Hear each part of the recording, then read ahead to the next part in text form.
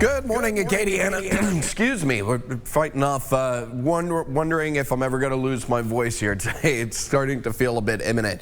66 in Lafayette, 65 there in New Iberia. You've got Opelousas at 60. You've got Jennings coming in at about 64. We've got mostly cloudy skies out there across the board. I think mostly cloudy pretty much through the day today, interrupted by periods of showers and maybe a couple pretty strong thunderstorms expected a little bit later on in the afternoon and evening.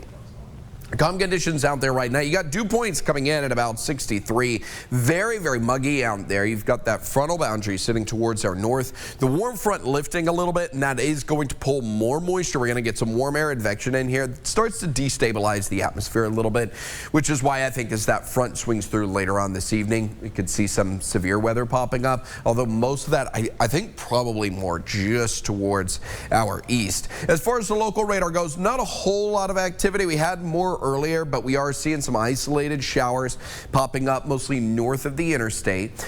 We'll get some damp conditions out there this morning, but a bulk of this wet weather doesn't arrive until a little bit later on tonight. And that is when we could see some of that severe weather. So we do have the slight risk of severe weather out there. And like I said, I think this area in particular, kind of North Shore, getting into South Mississippi, I think that's where you could really see those thunderstorms take off. But they do initialize kind of in Acadiana and around Acadiana, which is why we'll have to watch them.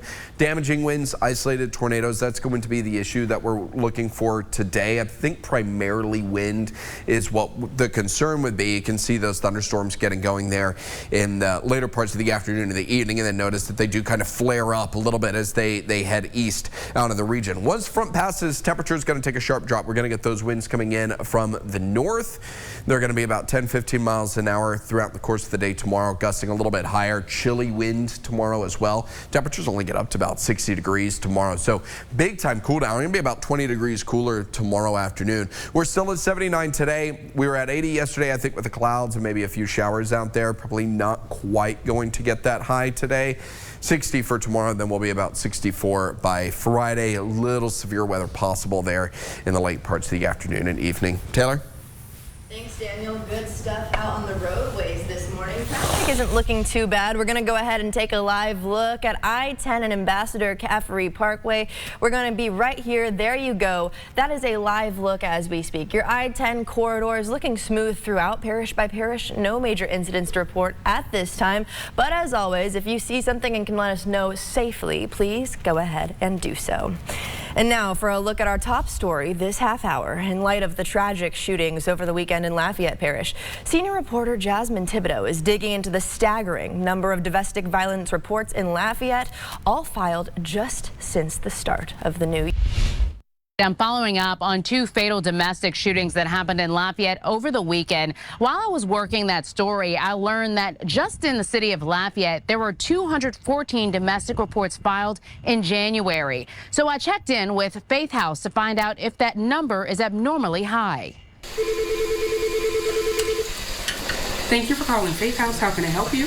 Kayla Moten is a crisis intervention advocate at Faith House of Acadiana. She tells me in her experience, it's not unusual to see an increase in domestic violence right after the holidays. Moten says you'll see families try to stick together under one roof during this time, especially if children are involved. But what she is seeing is an increase in the severity of cases as it relates to physical and legal abuse. There are 45 beds at Faith House where they provide a safe haven for victims, as well as legal resources and support. They receive about 300 calls a month, and as of last year, she says they were able to help 3,000 survivors of domestic violence. Statistics show the average victim leaves 7 times before they're completely done with their abuser. Here's what you can look for if you think your loved one is being abused. If they're jittery, if they say, oh, hey girl, I can't go out, you know, my man likes to have me at home, or my spouse, partner likes to have me at home, there is going to be a stark change in their behavior. In a sense, they're going to be more protective of this person. They're not going to share as many things about their relationship. And it's small things that oftentimes even a professional can miss. So just make sure you're staying in contact with your friends. Do not allow them to isolate themselves. She tells me if you or someone you know is in need of help, you can call the Louisiana Coalition Against Domestic Violence at 1-888-411-1333. That line is open 24/7 and can direct you to local assistance. Emergency medical technician training is coming to cities across the state. The National EMS Academy and Acadian Ambulance are offering a 12-week program starting March